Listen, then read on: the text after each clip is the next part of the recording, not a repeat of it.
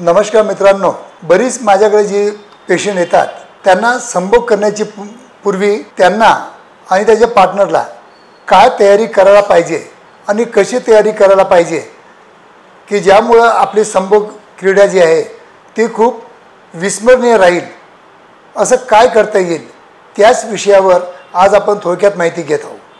कारण हे बऱ्याच लोकांना माहीत नसतं. मित्रांनो, मी आहे doctor Umesh. As a clinical sexologist म्हणून गेल्या 40 वर्षापासून मी तुम्हाला शास्त्रयुक्त मार्गदर्शन देण्याचा नेहमी प्रयत्न करीत आलेलो आहे. मित्रांनो, कोणताही खेळ असो किंवा कोणताही गेम असो, जसे क्रिकेट प्लेयर असतात, हे क्रिकेट खेळण्याच्या अगोदर तयारी करतात. त्याचप्रमाणे संभोग क्रीडा ही पण एक क्रीडा आहे. त्याला क्रीडेचंच नाव दिलेलं आहे.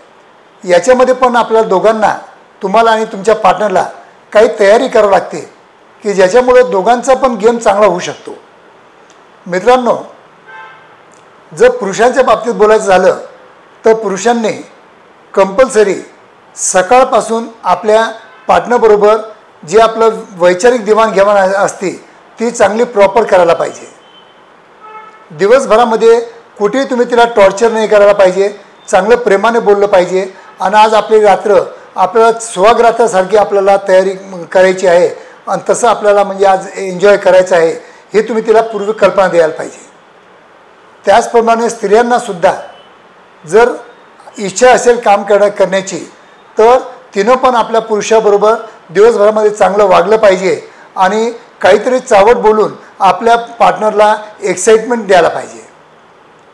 जर संभोगाच्या पूर्वी दोघांनी आंघोळ प्रॉपर केली, दोघांनी आपले प्रायव्हेट पार्ट चांगले स्वच्छ ठेवले, आपल्या बेडरूमची चांगली स्वच्छता ठेवली, आपल्या बेडरूमचं वातावरण जर सुगंधित ठेवलं आणि काळजी घेतली की आपल्याला संभोग क्रीडा करताना कोणी डिस्टर्ब नाही करणार याची जर काळजी घेतली तर संभोग क्रीडा ही प्रत्येक रात्र ही आपण सुहाग रात्रामध्ये बदलू शकतो. मित्रांनो, कारण की सेक्शुअल ॲक्टिव्हिटी ही किती वेळ करायची, संभोग किती वेळ करायचा याला काही महत्त्व नसतं, पण तो किती वेळ चांगला झाला याला खूप महत्त्व असतं.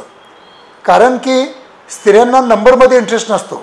त्यांना एक वेळ जर तुम्ही चांगलं तृप्त केलं तर त्यांची 5-6 दिवस संभोग करण्याची इच्छा पण नसू शकते. पण पुरुषामध्ये तसं नसतं. पुरुषांना असं वाटतं की आपलं एक वेळ डिस्चार्ज झालं की संभोग क्रीडा पूर्ण झाली आणि ते अजून 2 ते 3 दिवसामध्ये तयार होतात.